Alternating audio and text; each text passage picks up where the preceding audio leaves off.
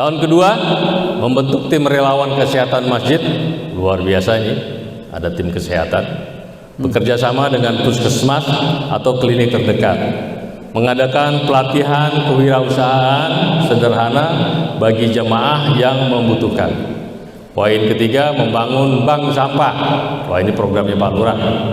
Membangun bank sampah di lingkungan masjid, ya, tapi di lingkungan masjid sebagai bentuk kepedulian lingkungan. Tahun ketiga, membentuk koperasi syariah. Ini ahlinya Pak Haji Hadi Sungkono, masalah koperasi. Ya, koperasi syariah masjid untuk membantu permodalan, ya, usaha kecil jamaah. Ini hubungannya dengan koperasi Merah Putih ada nggak nih Pak? Ya, mungkin ini koperasi kita, koperasi syariah. Mengadakan pasar murah atau bazar Ramadan yang melibatkan UMKM dan jamaah. Poin ketiga, mengembangkan program ambulan gratis atau mobil jenazah gratis untuk jamaah. Nah, ini boleh juga ini kita patungan ini, beli ambulan buat Kelurahan Sumur Batu untuk atas nama DNI Sumur Batu. Tahap keempat, menginisiasi program orang tua asuh bagi anak-anak kurang mampu dalam pendidikan. Poin kedua, membentuk tim penanggulangan bencana di lingkungan masjid. Poin ketiga, mengadakan donor darah rutin bekerja sama dengan PMI.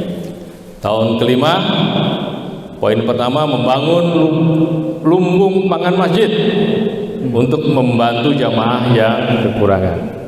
Poin kedua, mengadakan pelatihan keterampilan siap kerja, misalnya menjahit, las, bengkel, bekerja sama dengan BLK atau LKP. Poin ketiga, menginisiasi program wakaf produktif untuk mendukung kegiatan sosial masjid secara berkelanjutan. Lanjut. Pilar keempat, bidang manajemen dan keuangan. Tujuan mewujudkan tata kelola masjid yang profesional, transparan, dan akuntabel, serta memastikan berkelanjutan keuangan masjid. Tahun pertama, poin pertama, menyusun standar operasional, prosedur, SOP untuk setiap bidang kepengurusan. Poin kedua, membuat laporan keuangan bulanan yang transparan dan dipublikasikan. Poin ketiga, mendigitalisasi database jamaah dan inventaris masjid. Tahun kedua, poin pertama, mengadakan pelatihan manajemen masjid bagi pengurus. Poin kedua, menerapkan sistem pencatatan keuangan digital terintegrasi. Poin ketiga, membangun jaringan komunikasi internal yang efektivitas pengurus. Tahun ketiga, poin pertama, melakukan audit internal keuangan secara berkala. Poin kedua, mengembangkan program donatur tetap masjid via transfer bank atau auto debit. Poin ketiga, mengadakan musyawarah kerja tahunan untuk evaluasi dan perencanaan. Tahun keempat, mengurus legalitas atau status tanah wakaf. Wah, ini penting nih Pak. Masjid secara lengkap jika belum membentuk badan usaha milik masjid, BUMM, jika ada potensi usaha produktif. Poin ketiga, melakukan survei kepuasan jamaah terhadap pelayanan masjid. Ini tadi poin pertama ini ya, mengurus legislasi atau status tanah wakaf masjid. Perasaan saya ini di Kelurahan Sumur Batu ini, masjid dan musola ini, urusan masalah tanahnya ini apakah sudah semuanya clear Pak Ustadz? Itu juga mesti dipikirin tuh. Karena persoalan masalah masjid, masalah musola itu kita ini kan nggak hidup seterusnya, turun menurun ke bawah. Jangan sampai nanti di bawah menjadi perdebatan atau menjadi apa namanya, saling menghakan. Itu sangat ringan sekali. Memang itu kita ingatkan bahwa masjid dan musola di Sumber Batu tentunya ini harus kita inventarisasi lagi keberadaan surat-surat masjid dan musola. Lalu tahun kelima, poin pertama membentuk Dewan Pertimbangan atau penasihat. Wah, ini masjid dari tokoh masyarakat atau ulama. Poin kedua, membuat laporan pertanggungjawaban akhir periode secara komprehensif. Poin ketiga, merekrut dan melatih kader pengurus masjid masa depan. Wah, ini luar biasa. Lanjut. Pilar kelima, bidang sarana prasarana dan lingkungan. Tujuan memelihara, mengembangkan dan memanfaatkan sarana prasarana masjid secara optimal demi kenyamanan dan kekhusyuan jamaah. Tahun pertama melakukan inventarisasi dan pemetaan kondisi sarana prasarana masjid. Poin kedua, melakukan pemeliharaan rutin, kebersihan, pengecekan listrik, air, AC.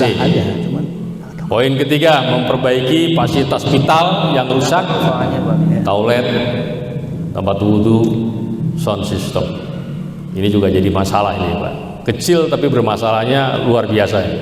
Masalah fasilitas yang rusak. Ini kadang-kadang masjid masih juga banyak yang toiletnya rusak, tempat wudhunya tidak memadai ya.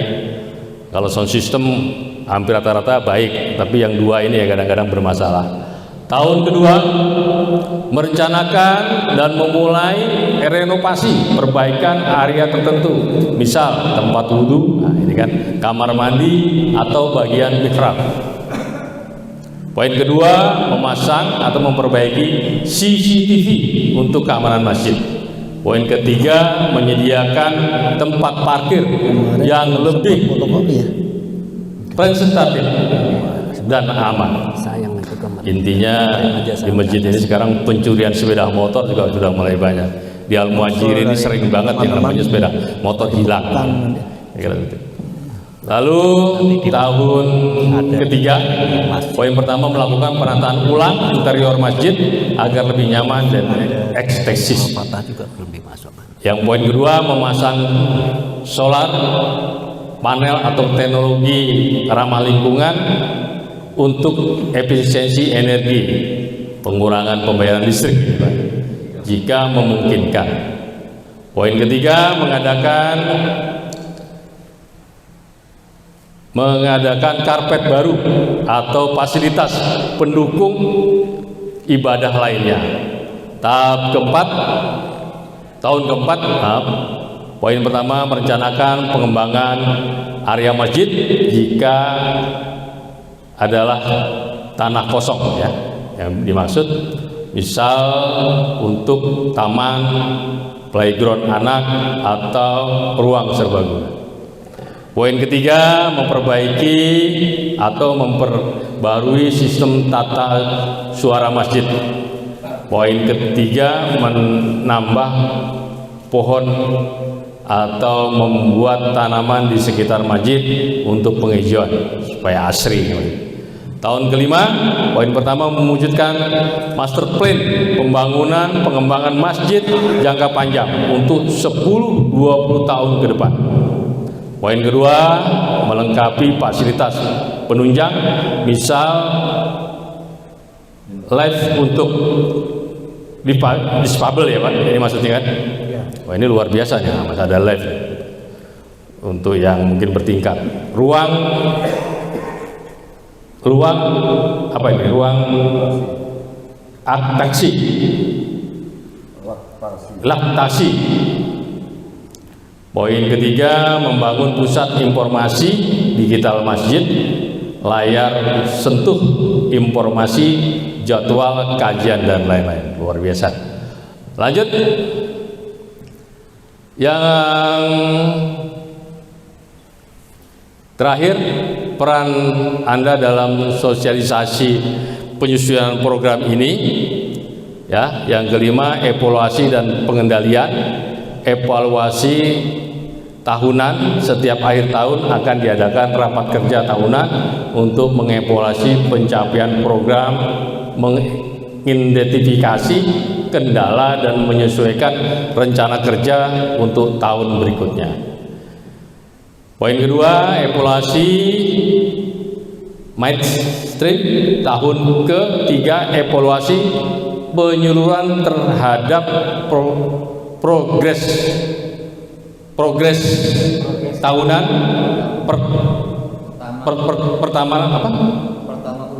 Pertama untuk memastikan program berjalannya sesuai dan misi serta melakukan penyesuaian strategi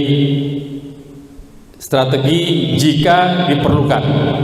Poin ketiga, laporan akhir periode, penyusunan laporan pertanggungjawaban lengkap diakhiri periode kepengurusan tahun kelima sebagaimana acuan untuk kepengurusan selanjutnya.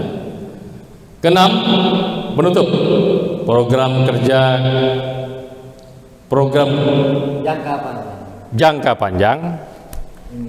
Ini adalah peta jalan bagi kepengurusan masjid, ya, atau nama masjid untuk mencapai visi dan misi yang telah ditetapkan.